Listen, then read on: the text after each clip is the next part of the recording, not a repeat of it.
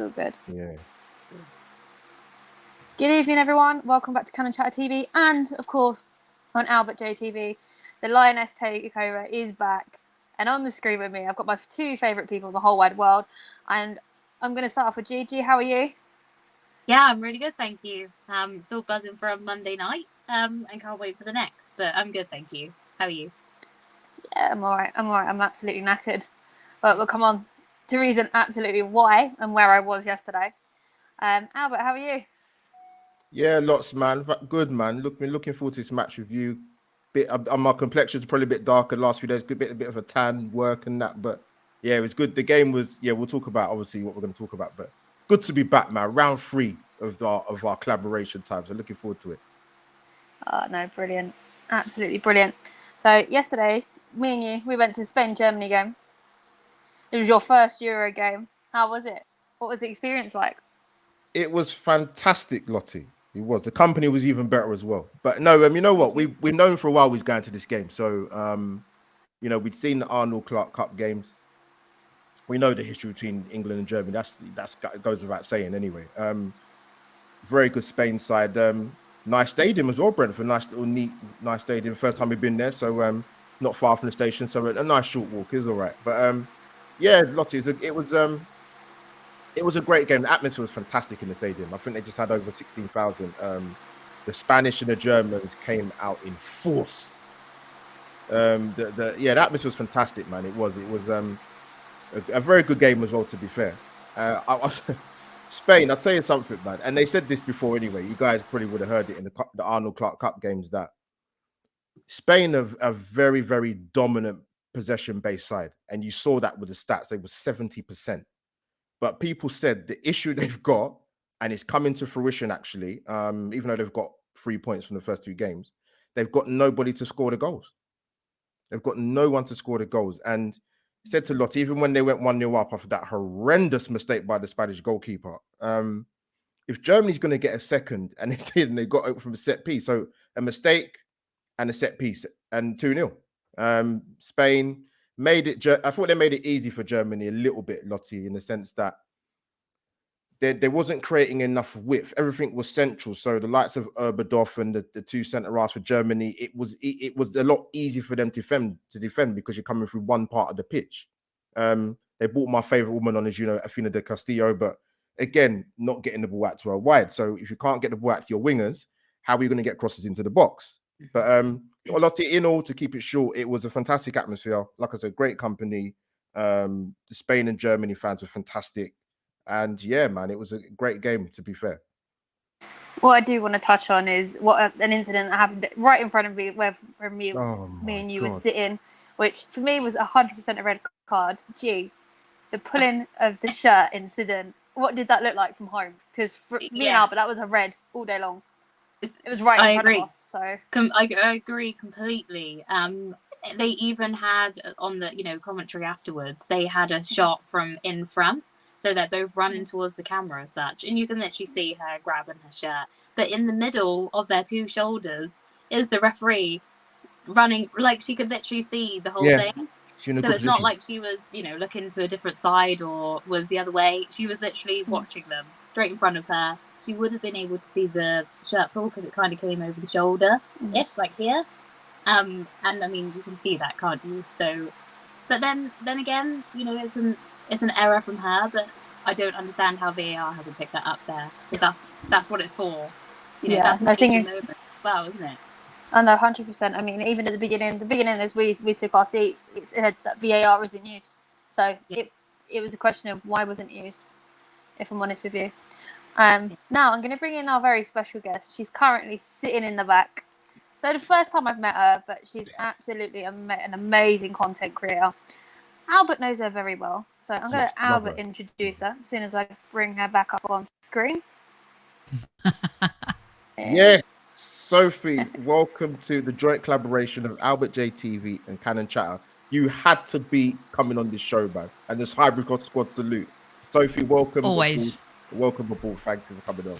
Thank you for having me. I really appreciate it. Loving meeting Lottie and G, and always love talking football with you, and how refreshing that we're here talking about women's football. Absolutely. It's quite, and we need to. We Yeah. need to keep doing it. I'll give you an example, right? I can do a women's show and it will get 900 views. I could do a transfer show and it'll get 13,000, right? So there's a, even though Arsenal fans are huge supporters of their players, there's still a ways for us to go when it comes to the content part of that. And I think it's really important that this tournament is happening in England. There's a lot of really great content creators in the UK. The media are behind it. There's new wave journalists and broadcasters like yourselves kind of behind it. And it's only going to help the women's game get stronger and better. So it's really important that we keep doing this. And I'll keep putting out those kinds of shows too. I don't care how many views they get. We just got to keep spreading the good word and covering the women's game. And when people kind of want to talk about how far women's football has come and give all the credit and like, what are you complaining about? Just look at the numbers when you talk women's football versus men's football. Yeah. And we're way behind the curve, but we've come a long way. There's still a long way to go, but we're getting there. No, definitely. I'm so happy to have you on, Sophie. Sure. Well, guys, what we want to talk about next is your standout player from the tournament. G and Albert, unfortunately, you can't choose any England players because I know you both have been watching the other games. No problem. I think I'm going to give the difficult job to Sophie to pick up the standout England player from what she's seen so far. I think I know who I'd go with myself already because I'm like one of her biggest fans. I did speak to her at the Villa game. I said I wanted to see some hat-tricks this summer. She's already bagged her first one for me. I have a feeling I know who you're talking about. Yeah, that's the one and only Beth Mead. So yeah, no, definitely. I'm really, really excited to keep. I want her to keep going. So really quite excited. I'm going to go to you, Albert, first. Which player has caught your eye? Oh, where do I start, man? Where do I start? Look, I'm going to chuck in a couple to be cheeky. I don't think G would have get these. I don't think G's going to. I hope she doesn't mention them, but you can if you want to. But first one, Delphine Cascarino. I think I first saw her for France. Yeah. It would have been I think it would have been the last World Cup. I'm sure she's in that team. She was. Yeah. But yeah, she's exceptional, man. But Lottie, I must admit, as you know, with the Spanish team, they're just a beautiful team to watch. Bon Marti, the number 6 in midfield yesterday. I know they lost the game, but she is different class. Like technical ability, 1-2s, give and goes, all over the pitch, fantastic. And another quick one, being cheeky, speak another one in. The right back for Spain. I didn't know she played for Manchester United lady. Yeah. Wow. I mean, is it Una Battle or Batil? How do you say it? But wow, defensively and offensively, flipping hell, what a fullback. I mean, I don't think she put her foot wrong. I mean, I know they lost the game yesterday, but just overlaps, skillful, defensively done her job as well. But yeah, those three for me so far in the tournament, I just said, wow. I knew about Bon Mati before, but to see her play in the flesh. Imagine if that Spain team had the Ballon d'Or winner. Yeah. I mean, what a loss. What a massive, massive loss. You know, the balance of England, people talk about talent, right? And that Spanish team is loaded with talent, right? But positionally, you know, I feel like England have 2 and Spain maybe have 1 in certain positions. And this is like the first time I think in a long time England have had 1-for-1, i.e. someone goes out, Ellen White goes out, X can come in. You know, the balance of that team is different. But it would be, I want people to understand, like, this would be like losing Ronaldo or Messi in a major tournament. And it is heartbreaking for her as a player, especially as women's football's kind of hit a pinnacle this season, and the crowds and the record-breaking numbers in El Clásicos and Spanish football, this Barcelona team that she's part of and leads. I'm so bummed for her and for the Spanish side that she is not a part of this. Oh no, I couldn't agree with you more. When Albert called me, he said, I bought Germany-Spain tickets. First thing out of my mouth, I said, yes, I'm going to go and see Alexia play again. Yeah. Brilliant, right? Obviously, they smashed Arsenal the last time G was up in London and we went to watch our first game. But I she was there the for player that, I yeah, enjoy. yeah. I just ended up enjoying watching her play, and she's absolutely incredible. Mm-hmm. Gee, I'm going to come to you next. Who's caught your eye? First off, yeah, Cascarino, of course. I've, like Albert said, in the, was it 2019 World Cup, I think? She was phenomenal then, but she wasn't really a starter. So every time she came off the bench, she was exciting. So I've been sort of hoping she would play. I put her in my team like straight away because I know what she's capable of. But yeah, you could really tell how much she's actually grown as a player over these couple of years as well. And obviously, that happens with age anyway. But yeah, she was phenomenal. But for me, on our first show, we mentioned a player that we think, well, we want to look at a bit more, and mine was Rolfo from Sweden. Good shout, great shout. And I just watched the game, obviously, earlier, and obviously watched the game the other night. Sure. But what she just gives to every aspect of their team, defensively, obviously her position is like centre mid as such. She did have a bit of a wobbly start against the Netherlands, but sort of recovered so well. And then today, I don't know if it's because Estina was up front, but she was sort of playing on the left to her, as if like, you know, Hempwood to Ellen White. And yeah, she's just at the centre of everything that happens in that Sweden team. And also something I really liked was they brought on a couple of younger girls, their first tournament. One was, I can't remember her name now, Hannah something. She scored. She plays for Everton. But Was it Hannah Benison? Yeah, I think that's so. it. Benison, yeah. That sounds right. It just went from my head then. No worries. And she was the first person to go across to her, and as a captain sort of would. I know she's not the captain, but she went up to her and had a little chat with her, you know, obviously to prep her, say you got this or whatever she would have said. But again, with the second sub that came on as well, she did the same thing. So I really enjoy seeing leaders that aren't necessarily the captain and sort of cast my eye over what they do. But yeah, with Sweden, she's just part of everything that happens. So yeah, as they progress, really excited to keep watching her as well. No, that's absolutely brilliant. I couldn't agree with both of you any more than Cascarino. I've seen her play for a whole 46 and a bit minutes, and I was absolutely mind blown. And she went straight back in. She was the first person to come in for my team for the transfer window. So yeah. I'm going to come to Sophie now. Sophie, who's been your standout England player? Ooh, if you can pick one. I don't think Sophie froze. She froze Lottie. Yeah, oh, yeah, we'll she's froze. I'll get her back. I'll get her back in a minute, hopefully.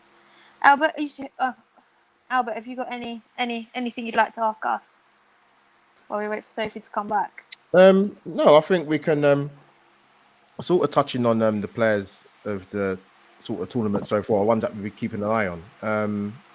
I like you mentioned it in sort of when we did the preview show, really, for the tournament. You know, I think it's good to highlight some of the other nations as well as England. And like Sophie mentioned, in terms of losing someone like Alexia Putellas, it's massive. It's massive for the tournament to not see her play, man. I mean, it's a shame, man. It's a massive shame. But how much they actually miss her, of course they're going to miss a player of that quality. But could she be the difference between them actually getting back into the game yesterday? Who knows? But you know what? So that's it really. That's the main thing. So hopefully Sophie will be back soon and we can get her thoughts on everything. What's been your favourite game to watch so far? I mean, for me, it's got to be the first French game for me. I think they kind of pulled an absolute blinder on everybody, with underneath the chaos of their manager. They've actually gone under the radar with their team, I think. G, what are your thoughts on that? Yeah, I agree. It was I think there was a lot of chat about the French team going into that game. I don't know anything about it, but I was hearing a lot of like the players and the manager don't get along, so no one knew what was going to happen.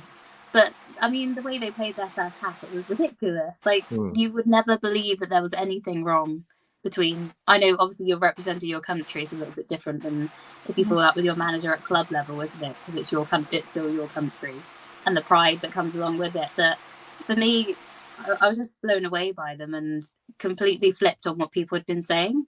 But I do have to say, my favorite game that I've watched so far was actually the Finland and Belgium game. It's one of them. I think it was last Friday, or no, sorry, Sunday it was. It was one of them that no one has really, it's not a major game. The players weren't really there on show as we know with other teams.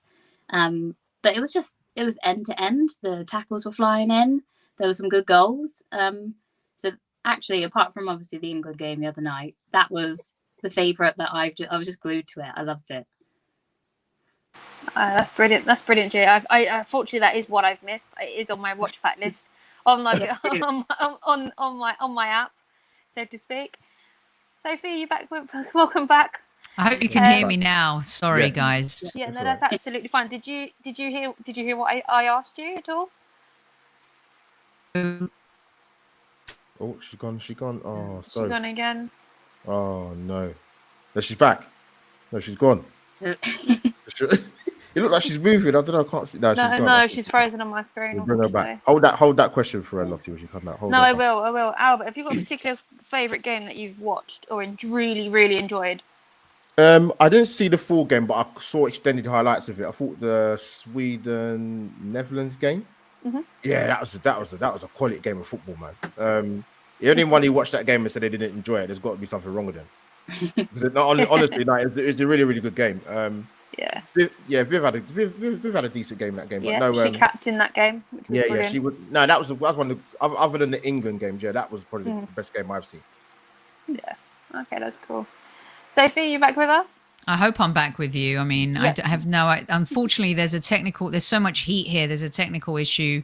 So there's work going on in the street and everything. So I do apologize sincerely if I'm breaking out. Okay, so my girl is Beth Mead. And what I love is that she's had a chip on her shoulder since the last Olympics, since being omitted from the team.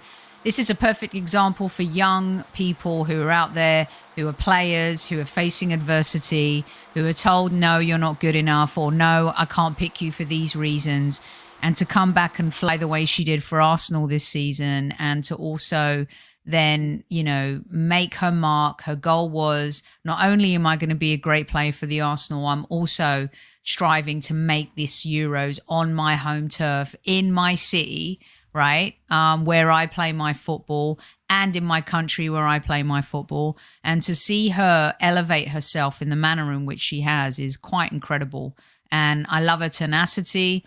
She's hugely talented. She scores bangers always, and she can score the simple goal as well. I spoke to Susie Rack from The Guardian, who you guys should talk to on this show. She'd be great. She's written a great book called A Woman's Game, which is out now. It's a fascinating read. She's got the likes of Megan Rapinoe, the 99ers, to today. And so it's important that, we have these people talking, but then to have a player like Beth Mead overcome the adversity, get stuck in, show what she's got, I think she's been an absolute revelation. And let me go as far as to make a bold prediction that this tournament will solidify Leah Williamson as a future potential legend of the women's game, let alone an Arsenal player. I know there was a lot of contention about Steph not being chosen. There was a lot of contention about who's going to be England captain. There were a lot of key informers who kind of questioned Leah being chosen. But I think that she's shown her leadership skills, her maturity, her versatility, and she's a great spokesperson. She's a cool idol for young women and young men. And I feel like this team not only has a Beth Mead that I want to rave about, but they have a few players that have come together generationally to make it work on home soil. So it's really pretty magical to watch. No, definitely. I couldn't agree with you more there. Majority of people know she is my favourite. Really, she's just so exciting to watch. I mean, I think my first Beth Mead goal I saw live was against Villa. It was that nice 30 yards. I think about 30 yards out. So it's one I Lottie, you know what it is? You know what it is with her? She she has that Ronaldinho vibe of I'm playing football, I'm having fun. This is I mean, I'm kicking a ball for a living. I'm playing for my country. I'm playing for my dream team. There's something about her that has that. Yeah. I'm playing football, and I'm loving it. Oh no, definitely 100%. And at the same time, when you see her in the interviews or you talk to her in person, she's just so humble about it. There's no massive ego like some players in WSL that I'm not going to name because I can't stand. Sorry, did I say what? Because of it, although she's a great footballer. Sophie's gone again. She's right back. Yeah. Oh. We're all here. I went when I mentioned Sam Kerr. Did I get cut off? I did. Yeah, you you come did. back You did. You did. Yeah. You did. You did. She's an absolute baller, but her attitude and her ego just makes me dislike her. But she's not. If she was our player, would you love her? I don't know. That's debatable. That's debatable. I don't know, Lottie. Come on. I don't think we'd have the likes of if we had her. We wouldn't have the likes of Viv. I don't think.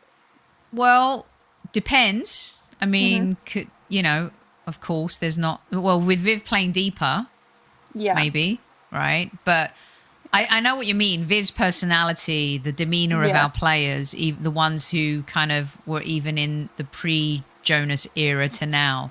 There's always been like the Arsenal way about our players, and of course, it's Chelsea, so we think they're arrogant and we think that they're that way. So she may be a talented player, but no one who supports Arsenal is going to like Sam Kerr. Exactly. Yeah. No, exactly. 100%. Completely agree on that. I'm going to go back to the international stage because I talk about Sam Kerr all the time during the season. So I do apologise, everybody. But I'm going to move on to the lineup. I mean, it was unchanged. I personally was expecting Greenwood to come in for this game. Other than that, there was no other changes for me. I'm going to come to Albert first. What did you make of the lineup?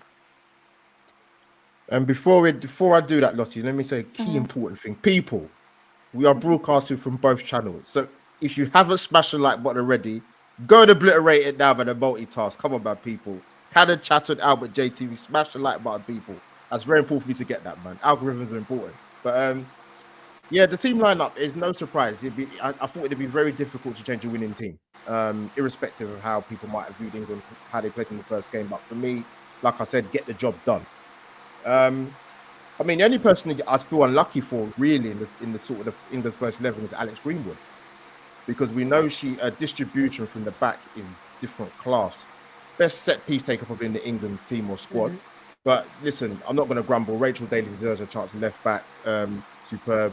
Obviously, Williamson's gone back into the centre back partnership with Millie Bright, and obviously Lucy Bronze is a class act. But we spoke about on the match review on the first game about Serena Wigman's talked about England being ruthless.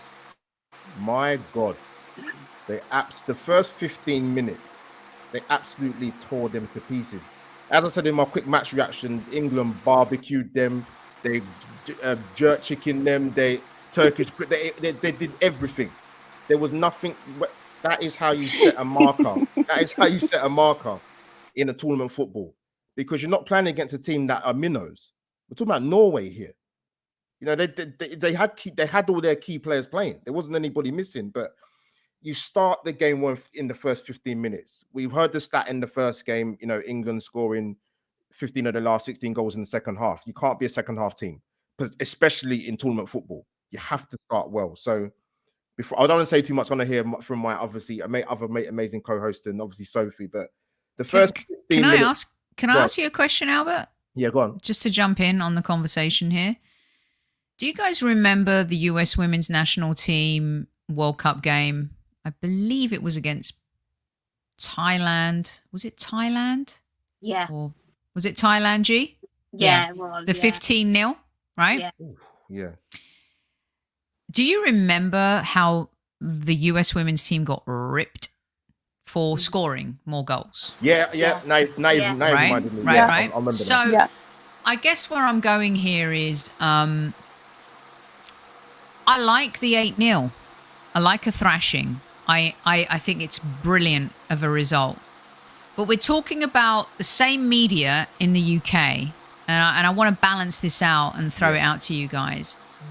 That I remember going on TalkSport and defending the US women's national team because everyone was ripping them for being show-offs and being brazen and being this and that and disrespectful.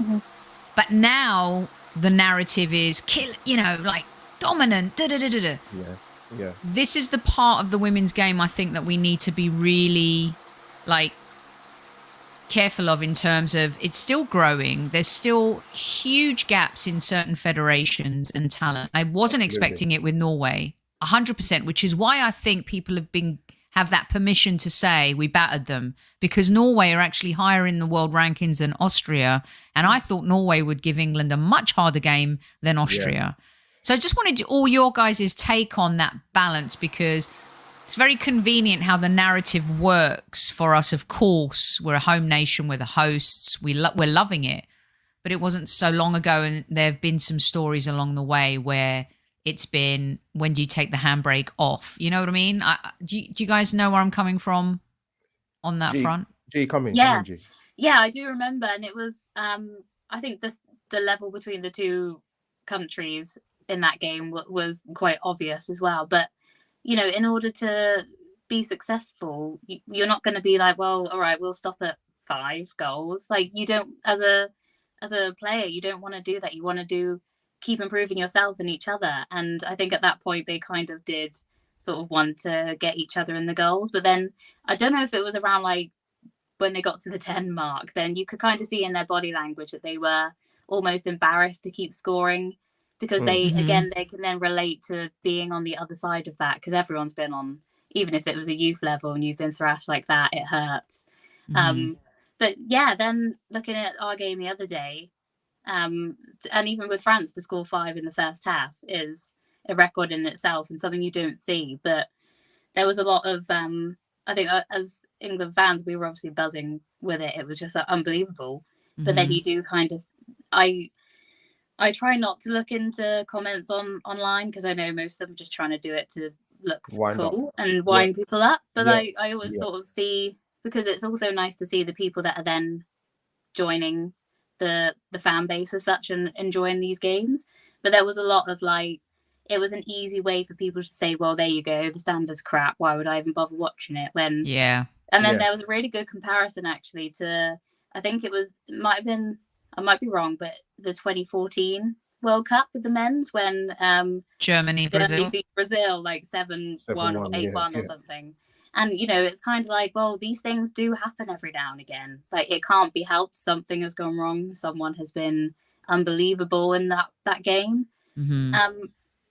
So it's really hard, isn't it? I don't think there's ever, especially when it comes down to the women, even if they won 1-0 like we did the game before, people weren't happy with that because we weren't scoring enough. And there's always that balance, isn't it? Of you can't, you're never going to be able to impress. If you win by like 8 goals, then for us, actual people that watched the game, we were blown away by the talent and the kind of football they were playing.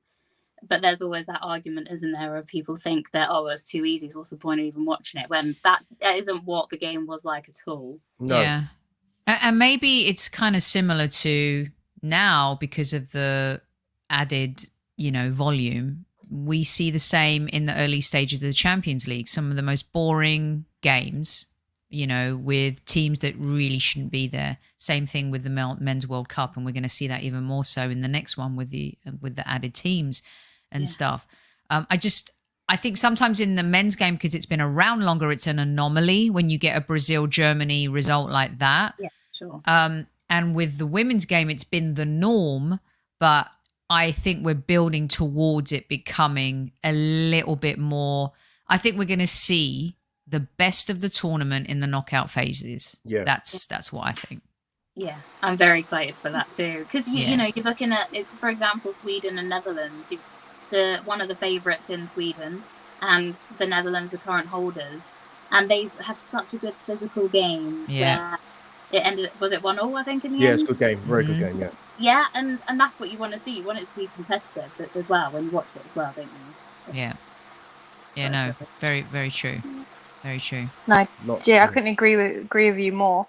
I mean, the official boarding bodies, the name's gone from my head, are putting more money into the smaller countries. I mean, if we go back to the road to Stadium Australia, we go back to that Qualification 20-0. Yeah. Yeah. Even Serena said we shouldn't be winning at that high score. Yeah.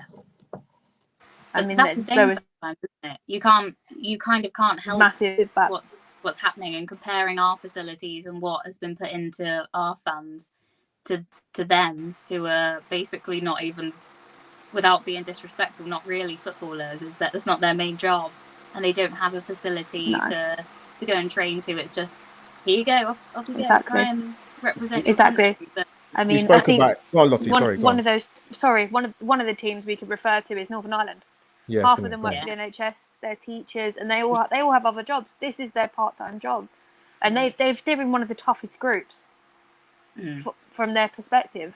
Although you've got the group of death, but they are in one of the hardest groups out of the whole tournament for me. Yeah, they only came full-time in January, like we spoke about. That's not long. And Kelly Smith, I don't know if you saw it, Sophie. Kelly Smith was talking before the game, saying that, you know, Northern Ireland are where they are now, where England probably were 10, 15 years ago in terms of the input and infrastructure. So they got a long way to go. It comes down to a lot of input and a lot of money. And listen, Albert, I get it. Like, I remember in 2010, I'm covering the US women's national team camp. They do it every January, and they always did it at Los Angeles.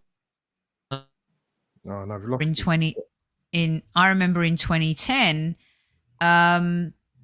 standing on the sidelines. You know, it's winter in the US. It's a little cold and wet in California, and there's me and like maybe 3 other people.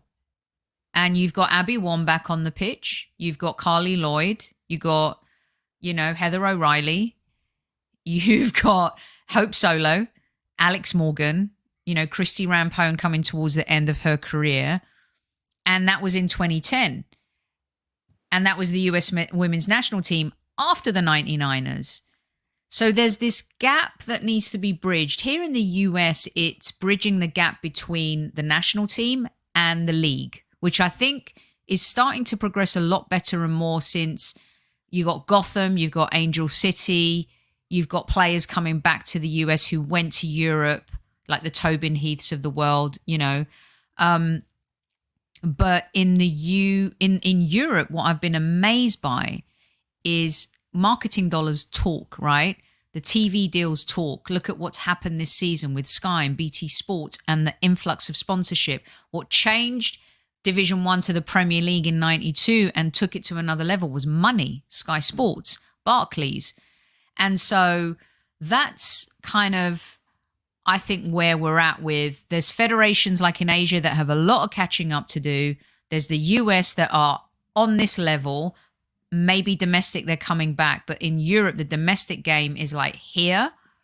And I think these Euros, if England win these Euros, it takes the game to a totally different level. So you've got these, you know, checks and balances that are happening across the board. But hopefully at some point there'll be, you know, a little bit more of a level playing field. But the teams that are elevated right now are inspiring the other federations to do better and invest more.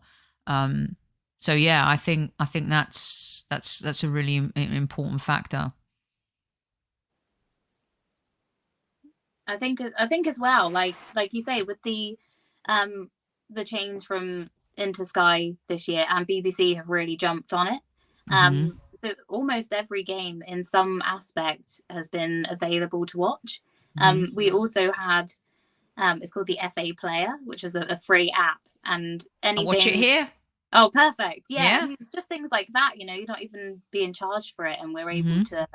I think one of the Arsenal games was on it, so we were watching it on our phones one day, trying to get in touch with what was happening. But I think it's you've really shown over this one season how that investment and the time they've taken to put into it, and even the advertising. You know, you're walking down the street or an advert pops up, and it's just about the girls now. It's not just like the token girl in with all the boys, and it's not really leveling the playing field a bit. But I think that's helped get the hype for this Euros. But even if England don't win it, I think it's going to do wonders for the leagues going forward, because naturally, I think they have to win it. G. Do you? Important. Yes. I think at some point as a nation we have to pause on the we did well, we competed. Well said. It's a little bit like Arsenal Football Club. It's like that nicety. No, this is a tournament with Patelis out of Spain. Germany, they're there. Sweden, always good. The Dutch, Viv has COVID, so she's going to miss the next game, right? Yeah. This is the most golden, a bit like the Euros last summer. This is Soph. Yeah. Quick question, Soph, because we spoke about this, me, Lottie, and G on the opening show that I think Leanne Sanderson mentioned a few weeks ago in terms of her team, I think, better England squads. Is this with this England squad that Serena Wiegman's got? Is it the best group of players you've seen, or you've seen better? So I think the difference is I've seen as a talented squad in the past, but what I'm seeing is better management. Yeah. I think we are so lucky to have her as the manager of the international team. I truly believe, and I cover Phil here, MLS and Inter Miami and stuff. I'm just saying this is my personal opinion, that move was a PR move to elevate the perception of women's football, to show that here's an England, Manchester United, he was a hybrid, but legend, they may call him, taking over the team.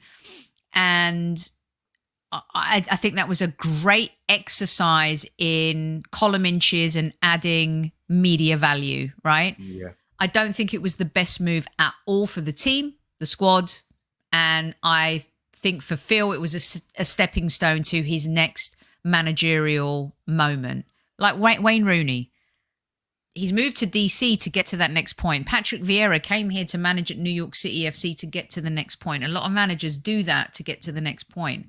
So I think, Albert, this is a super talented team, but my goodness, they have fallen into the lucky bag with this manager who's won it all at player level. She's done it with the Dutch team as well. And I think that's the difference, which makes me think this team has more of an edge than the previous teams we've seen who have hit those semi-finals but lacked that killer instinct right at the very end. Sophie, that's a great point. Before Lotte, I know you're going to come in. Just want to say, anybody that hasn't seen that documentary with Serena Wiegman making a manager, go and watch it. Go and watch it. The woman, the people, the way they speak about her, the woman's like the Messiah, and she's got the proof to back it. I think her winning percentage for Holland was 73%. I mean, that's fantastic. But Lottie, come back in. Sorry. No worries. I mean, I've completely lost my train of thought now. Thanks for that, Albert. No, because sort of going back to the England game against Norway. It was 6-0 at half time. We've been known not to be ruthless. We've been branded as a second half football team. I mean, yeah, you could see that through the international friendlies against Switzerland, against the Netherlands, and the other one was and Belgium. Although there was an own goal in that game. 6-0 at half time. Is that ruthless enough for England? The so-called second half team, G? Yeah. Do you know what I thought as well? Ryder said it quite well, is although I don't know about you guys, but I don't believe that really was much of a penalty. No, that wasn't a penalty. We're going to take it. But he did say he feels like we needed that to happen to then kick us in. We needed, because we've all said our first game against Austria, they were naturally a little bit rattled, and found it hard to settle into the game. And so we were. I don't really think we were ever going to score, even if we carried on playing for another hour in that game. So I think to then be able to, we were obviously settled in quite well. Norway had the ball a lot to start with, but as soon as we grabbed it back, that was just the flip of the switch. And it just needed something, I think, to go our way like that and get the ball in the back of the net for them to relax way more into it, have their lead against a good opposition. Norway aren't they're a good side, regardless of what you think of their defense. They are a good team, and it should have been a more competitive game. But at the end of the day, that's all we want to see. We want to see our players pushing every time they win the ball back. I've said it so many times before. As a player myself, all I ever want to do is when I have the ball, is I want to run, and I want to see people running. I don't want to none of this passing around. See what we might get possession. Just get and make your chances. And we were absolutely ruthless, and it could have been more. And White could have had a couple more, but yeah, 6-0. I mean, you cannot argue with that. I think none of us could believe it. No, I think definitely that not. Austria team deserves more credit, though, doesn't it, for how organised it was? They were brilliant. That back line was amazing. No, Amazing. definitely. No, definitely. I was up in Manchester for that game. I was glad to see a bit more of Laura. We haven't seen much of her this season at Arsenal, but she is absolutely brilliant. I'm hoping Jonas starts her a bit more next season for sure. Sophie, where do you think it went wrong defensively for Norway against England? Oh dear. Oof. Ask John Anarisa. That's a really good question. Like when you look at Norway's team and who they have at the back, yeah, they have a good back line. You're talking about players who play for Emma Hayes. You know, you're talking about Man City. You're talking about top quality players. I just think we hit them in the gut early, and they never ever recovered. Because this is a team, of course, the return of the Messiah up front, right? In a major tournament. Some people are talking about, has that backfired on Norwegian football now we're back in a major tournament? You know, did that work? Who knows? I just think this was one of those games that Norway weren't particularly ready for. They got the talent for it, but mentally I think they just got punched so early and they never recovered. And I've seen this happen before in games, whether it's at club level for Arsenal. We go 3-0 down, it's done. There's no way back. And I think that's what happened to Norway, because they're not devoid of talent. They're not devoid of tactics. They're not devoid of, you know, even having a strong bench. This is a team that I thought was going to give England probably the biggest concern in this group, and it never happened. And I just think that, you know, unfortunately for them, I think they were shocked. I think we shocked them. Yeah. Yeah. No, definitely 100%. I think the most surprising thing for me on that is that Frida Marnham didn't start. Do you think she was hugely missed in that first half before she came on? Yeah, listen, I don't know the Norwegian coach personally, but I would like to ask him why she wasn't playing. I mean, she scored in the first game, right? Yeah. Yep. I mean, I don't know. Maybe I always use the word. Maybe it might have been a tactical decision, whatever that tactical decision was. But as Sophie said, and I said it when you first asked me, Lottie, I just thought the first 15 minutes, England absolutely set the tone. When you press, there's no point Ellen White running around the centre backs and just pressing her own. It has to be done in packs. Yeah. So it would mean it. You saw that for the Ellen White first goal when to go 3-0. Yeah. If it wasn't Ellen White, it was Beth Mead. If it wasn't Hemp, it was Rachel Daly. If it wasn't Stanway, it was Stanway with my favourite. What's her name again? Kira Walsh. You've got to press smartly, and England they pressed them and pressed them and pressed them. Some of the football's fantastic. We peppered them down their left-hand side. Like Sophie mentioned, their left back is no mug. She played for Chelsea, right? Doris Dottier, I think it is. Yeah, Lucy Bronze and Mead and the interchange, the one touch, two touch. Fran Kirby may have her detractors, right? But let me tell you something. What's that? 3 assists in three? Is that 3 assists now in 2 games? She's there. Serena Wiegman's not stupid. She plays her there for a reason. Lottie G, we said it in warm-up games. If you're gonna play Fran Kirby, you play her in the 10. She has to play there, because she's got the attention to detail. Even after my favourite goal actually of the night was I can do my notes. What was it? The 6th goal. Bronze, Stanway, Kirby, 3 touches, goal. Yeah, brilliant. Just that was a great goal. Half them open. Yeah, it was fantastic. So listen, we've got Ella Toon to bring off the bench, and I think she's a brilliant player. But yeah, you know what? England just set the marker that first 15 minutes, and some of the goals, the interchange between Mead and Hemp is just. I'd love to know what Sophie's thoughts about Lauren Hemp. Oh my gosh. Jesus Christ, man! Honestly, Sophie, come on, you do it. Talk about her. So I had her and Mead, but my gosh, what a player! You know when you get jelly about teams having other players, I'm all hemped out because she is. Wow. You know, Beth Mead might make the headlines scoring the goals, but if you look through your lens to see who's making and ticking and the engine for everything, of course, you know, Leia and, you know, but she is special. For me, I think she's a future Ballon. If City can, I think they're going to evolve and they're going to get better. They're coming kind of like back, you know what I mean? You know, we went through a bit of a lull, and I think we have financial things that hopefully won't detract the Arsenal from growing in the league. But she's a future Ballon d'Or, at least nominee for me, not a winner. Sorry. She's so special. She's a ridiculously talented player, and my God, how strong is she? Sophie, she's brilliant in the air. She is too. She's fantastic in the air.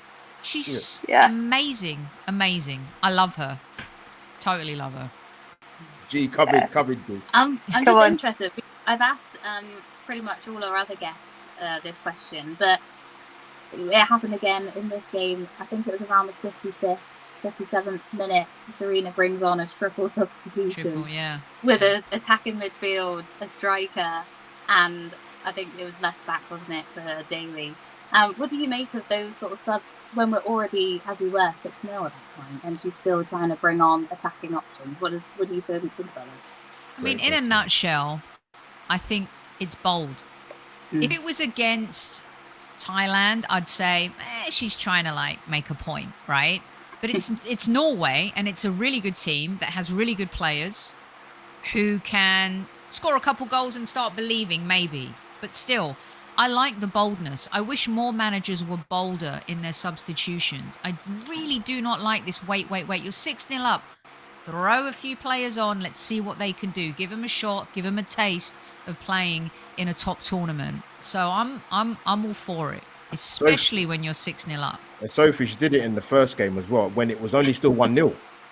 But I don't mind that. I don't. Exactly. Yeah. Because to be honest with you, there was this confidence in that first game, but you never quite were comfortable because it felt like Austria could get that goal. It felt like one of those opening tournament games where the host nation kind of fumbles their lines.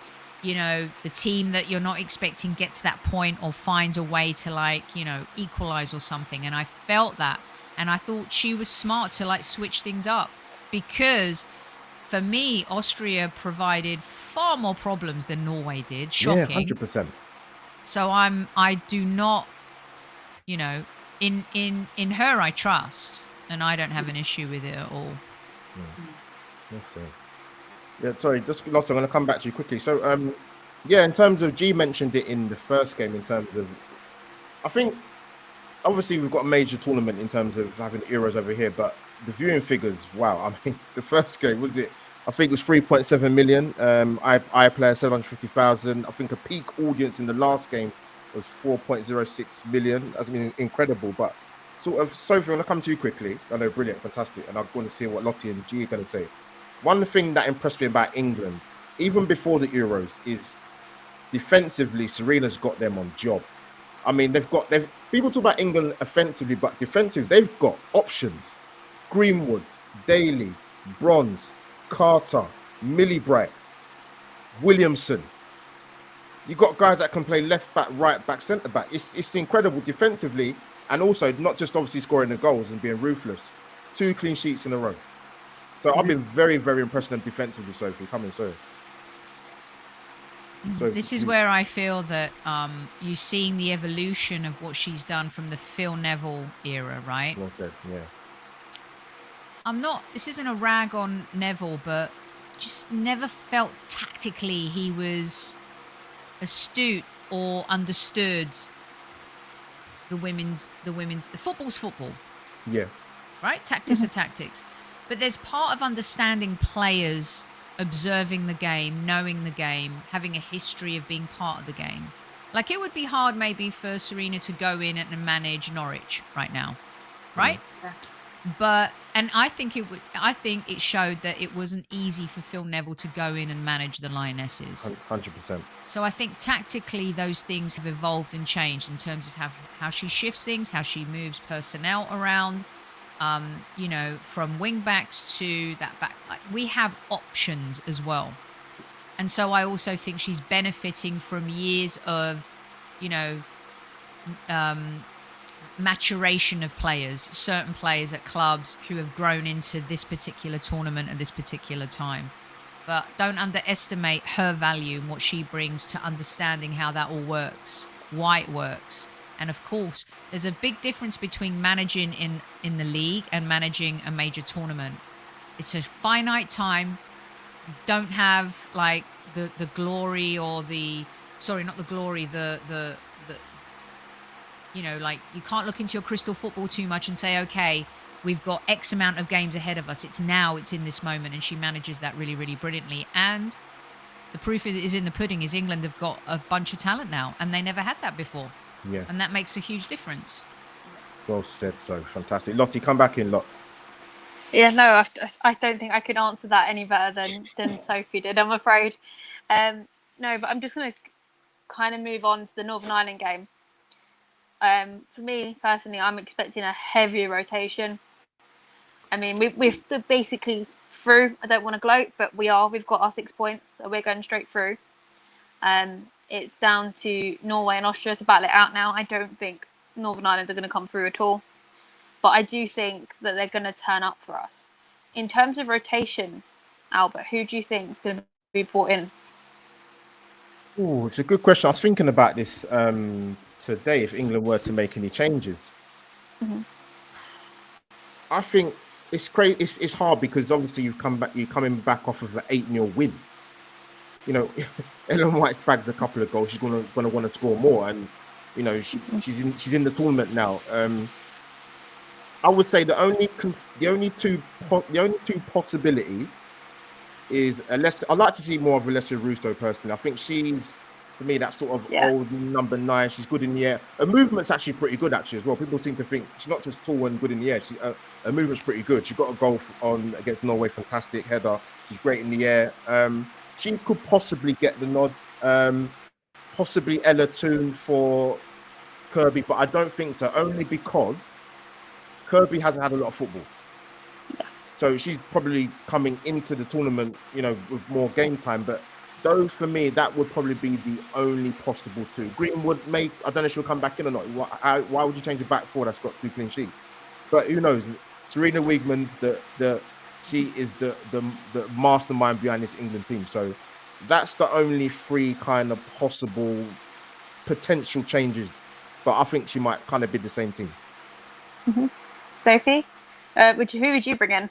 Would you change anything as well? I love the idea of Toon getting a bit more of a tune. You know what I mean? Yeah. She's exciting. She's very exciting. She's exciting, and I think she could, like, you know, shine in this game. Just take the shackles off her feet and let her roll. You know what I mean? Like, would I give Ellen White a bit of a rest? Yes.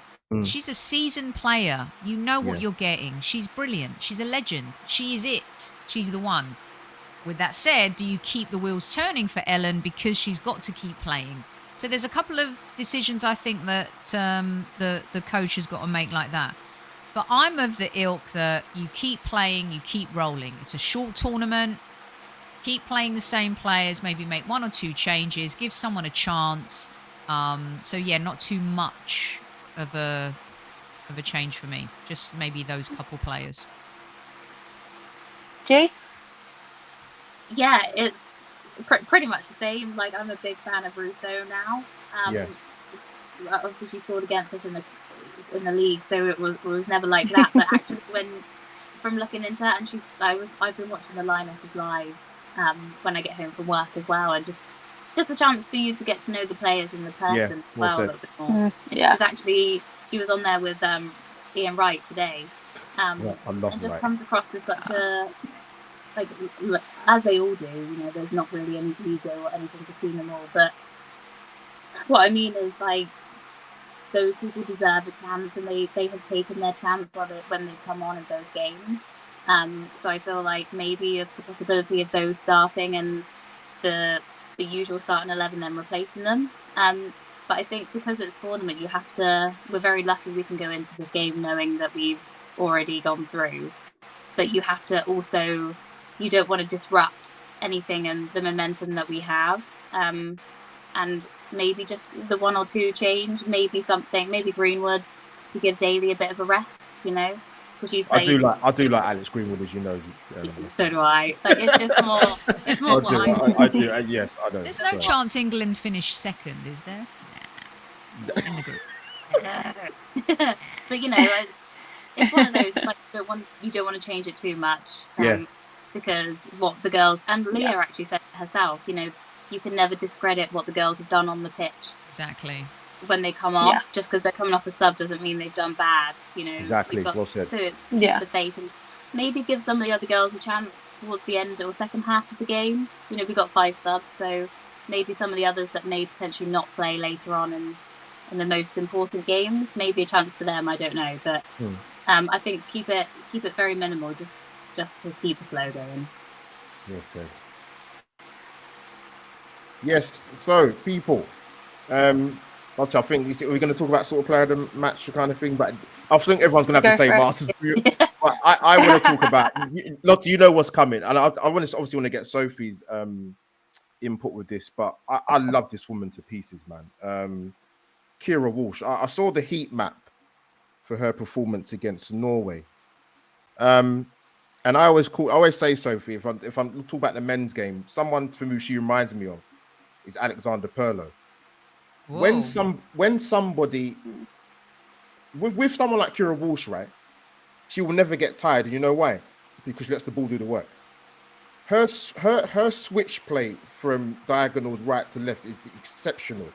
I know people, obviously, when people talk about headliners like the Hemps and the Meads and Stanway breaking the lines, but if you actually sit and watch Kira Walsh play for 90 minutes, there's very few times you see her pass the ball backward.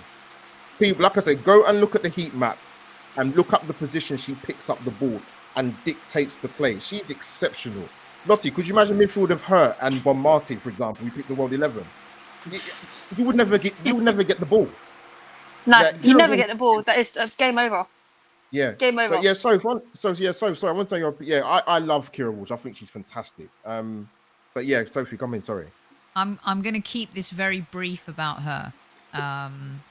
You know, I think she's a football artist, poet.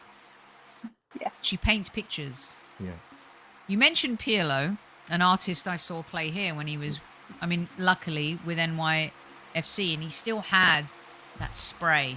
Yeah, just easy. Like, where's he going with that? Oh, whoa, that's where he went with that. And I think those types of players where it's the men's or women's game, the game's become so much faster, passing it out from the back. So you see less of the sweeping passes, like that Alonso, passes. Just sweet. Like, this is why I wanted Lisandro Martinez at Arsenal, because of that factor. He does short but long, and I think she's a very special player. Yeah, so you have every right to admire her and her artistry in the manner of which you do, 100%. Yeah. She's exceptional, man. She honestly, I just think, as much as you love to see goals, and when you sit back and watch a game, like Lottie, you made the point the other day, like you was at the game for the Austria game, right?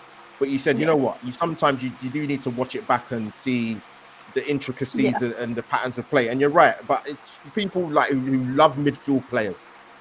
She is a dream to watch. It's effortless. She probably could play 2 matches in a row and not get tired because she doesn't exert energy in the wrong areas. It's always simple and it's forward thinking. She's exceptional, man. So I want to give her plaudits as well as Reed and Hemp and the rest of them. Absolutely. Yeah. No, definitely. Who are we going to next then, Albert? Yeah, Sophie, I probably know who your player of the match was for the Norway game, but you might come up with something different. Who knows? Can't score a hat trick and not be the player of the game, right? It's not because she's a gooner. No, you're right. No, Sophie, you're right. Yeah. We're gonna come You into G can't, because yeah. they do the thing on they do the player of the match thing on the Lioness's page. I think E does it, and we saw the tweet yesterday on the ground. We was watching the game. Yeah. And I clocked it. I thought, they said they're giving man of the match to player of the match to everybody. I said, all right, fair enough. That makes sense. Yeah, because it was difficult, but you can't. Bethany was it. Listen, I think Jonas Eideveld said it in the gantry or the analysis, saying that it's those type of performances that elevate you from being a good player to a world-class player. Albert, I do not like this participation trophy, give everyone man of the match. This is where I want the women's game to be ruthless. Yeah. I don't want that. I don't want this kindergarten-esque. Like there was, Jennifer Garner was handing out orange slices at the end of the Angel FC game the other day. And I'm like, no, stop the madness. Yeah. You want to be taken seriously. Yeah, well said. Then you do that. So, Beth Mead scored a hat trick. Yeah. She is the woman of the match. Yeah, Stop the madness. Yeah. No, do you know what? I couldn't agree with you more, Sophie. Do you know what? You take me back to the North London derby at the Emirates. All the Arsenal fans are singing the Tottenham songs, and there's a lot of people that were there. I got told to stop singing the Tottenham songs, and I'm like, no, I'm not going to do that. I'm at a North London derby. It doesn't matter if it's men's, women's. It's football. And if there's I don't know what it is. There's an attitude saying this is a women's game. We don't do this. Yeah. Well, and I really don't understand it. I really don't understand it. I mean, there's also, I think there was a tweet from a Tottenham fan, actually, believe it or not, and it was just I've been going to this game for XYZ, like maybe she's been going about 15 years, and the game has changed so much since then. It's not going to remain the same. You want it to grow, yet you want us to sit there and clap for both teams. That's not going to happen. It really is not going to happen. Look, I'm all for being kind, okay? But this new... I'm a Gen Xer, right? I come from a world where... I'm telling you right now, I say this with respect, but back in the day when I was hustling to work and whatever, there was no forgiveness. There was very little kindness back then. And I'm not saying it's right or wrong.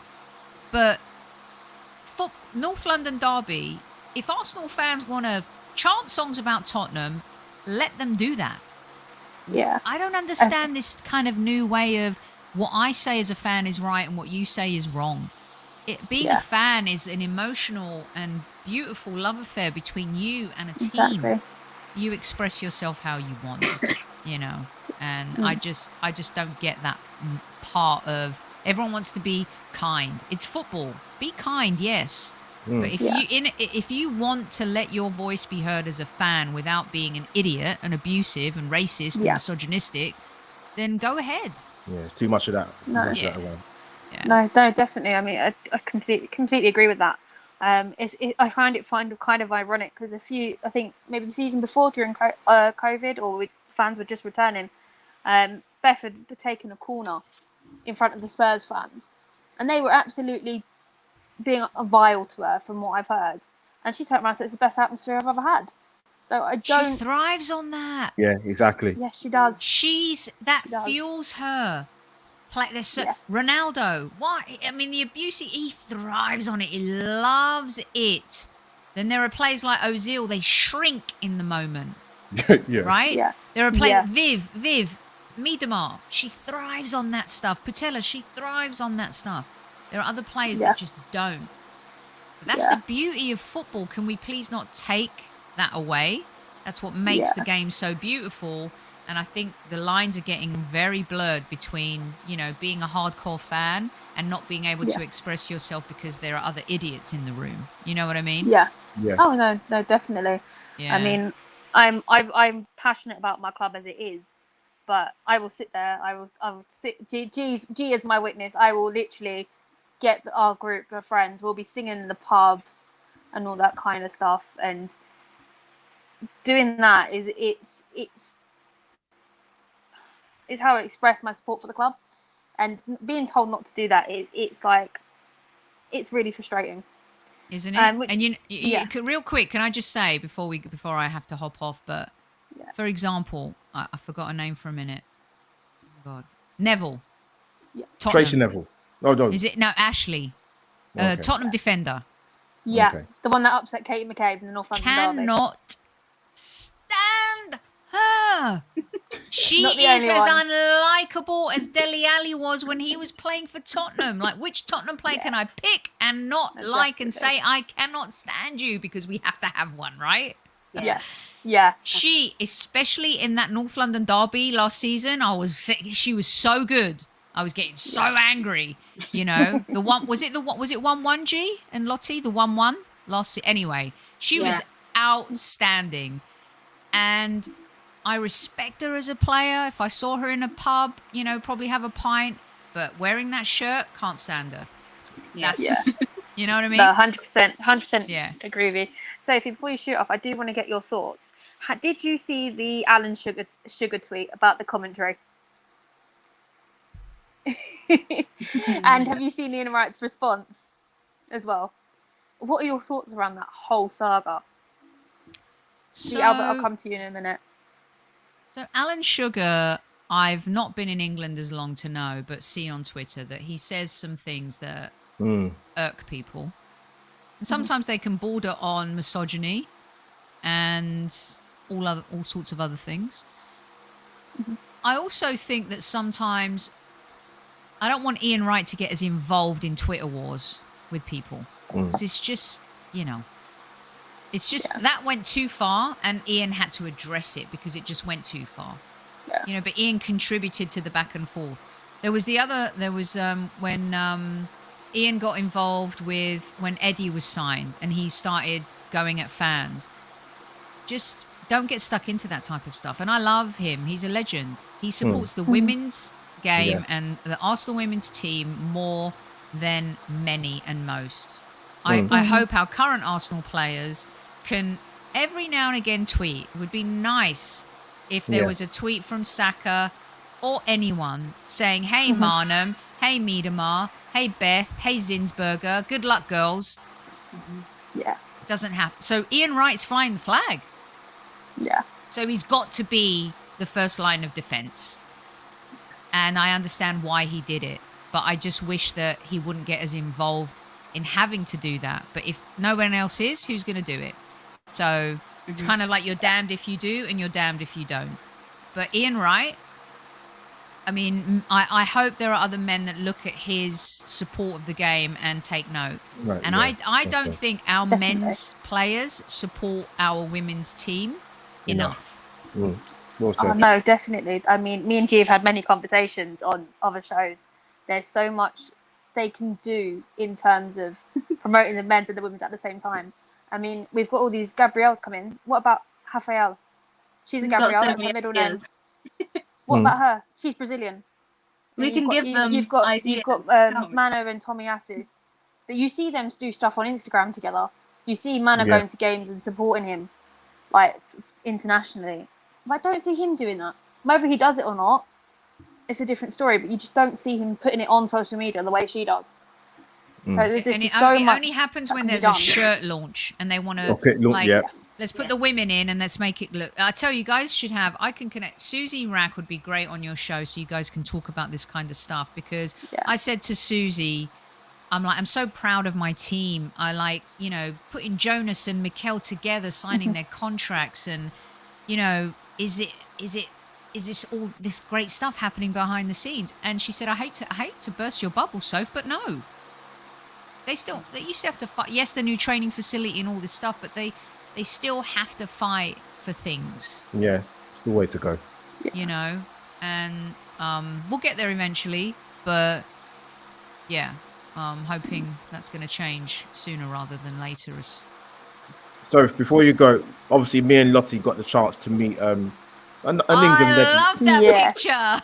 You know what's funny? I even said to Lottie, I'm going to go and meet Farrah Williams. Yeah, no, we was walking around the back of Brentford, weren't we? Round the back. That's ridiculous, though. And I've got razor sharp eyes. I thought, because she got a good tan, by the way, as well. But no, Yeah, we got the picture, so it's fantastic to see. It's funny to see it. It was fun. I thought, oh my god, she's right there. I said, no, Lottie, come, we got to get a picture, man. So, yeah, what a legend, man! Come on. So if I remember when she first started her career, that shows how old I am. Bloody hell, trust me. I remember when Fran first started.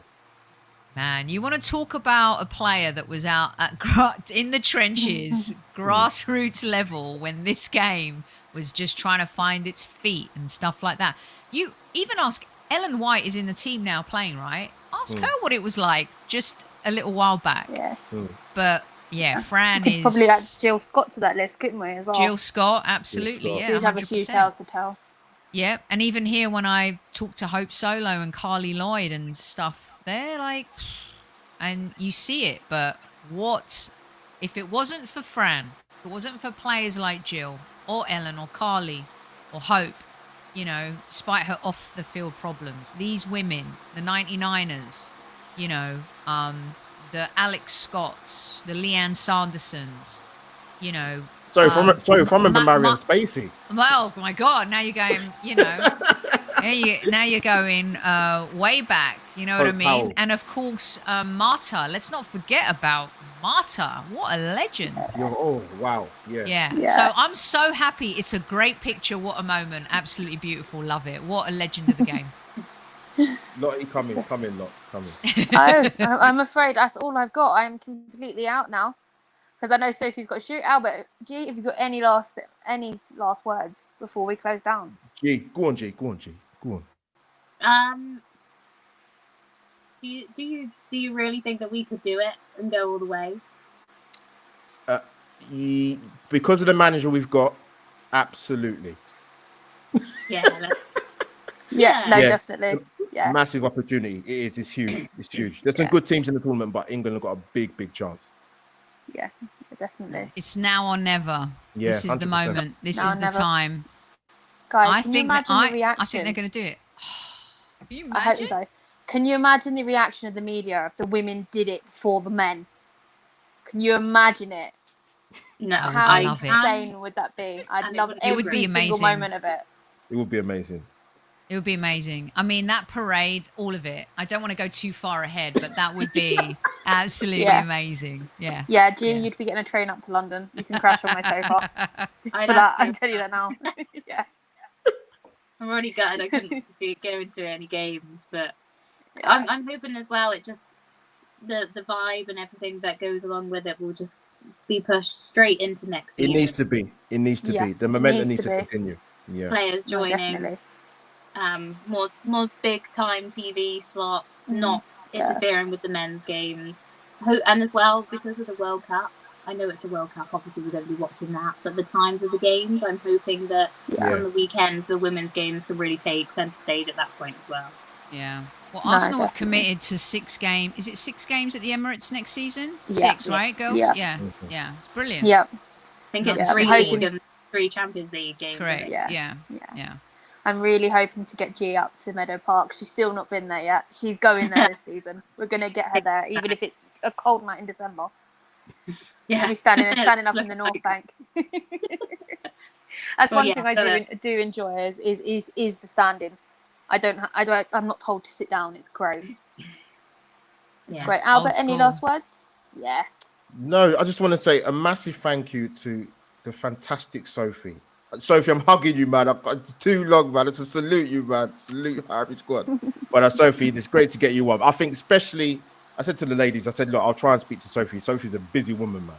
But she got back to me, so I was touching her with the message. She said she'll come on. And I think because it's the tournament and it's the Euros and the women's football, it was right to have you on, Sophie. I love you, Sophie. Thank you for coming on and giving the girls a voice as well, man. Oh, man. Thank you for having me. Lottie and G know their stuff. I'm looking forward, Albert, to them making their Highbury squad debut next season. Yep. But if I don't get an invitation back when the Lionesses get to the final, I'm going to be really upset, okay? No, definitely. Sophie, I'd love to have you on my Arsenal women's show next season for sure.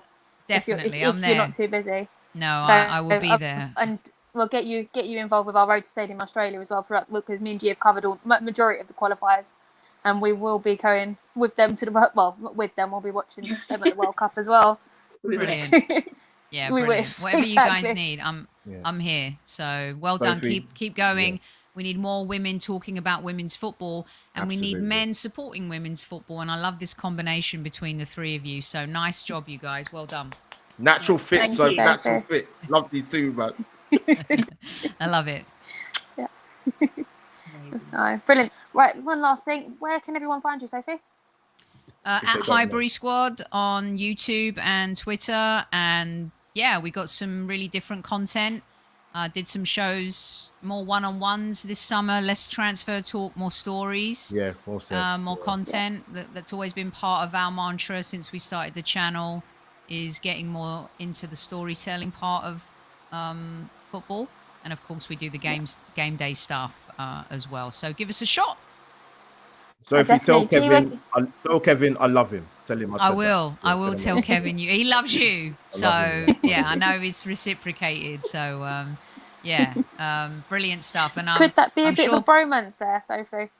yeah, definitely between Albert and Kev, absolutely, yeah. Aw. Listen, we'll do long lost families, man. You never know. Keep me and Kev family related, man. You never know, man. Gee, where can everyone find you? Yeah, so just on Twitter as @LowTrigger2. Obviously have my own channel, which has been rebranded to Arsenal Fans Forever TV. Yes. Just gonna pick it up again soon once we've got the Euros out the way, because I'm full focus on this. So yeah, any info is all on Twitter. But yeah, thanks for having me again. It's been really good show.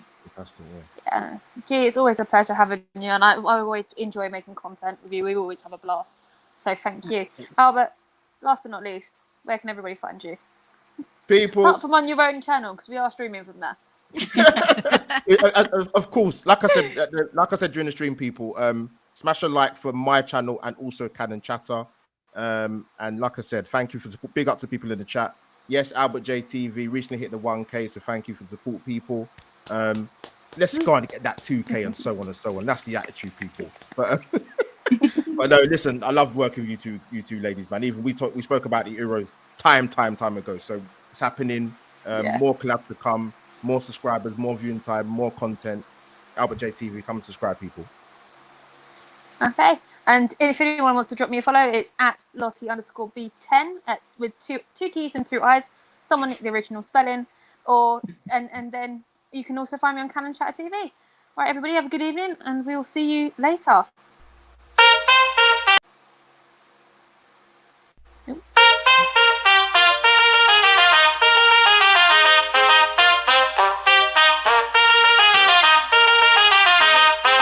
Down for the long run now.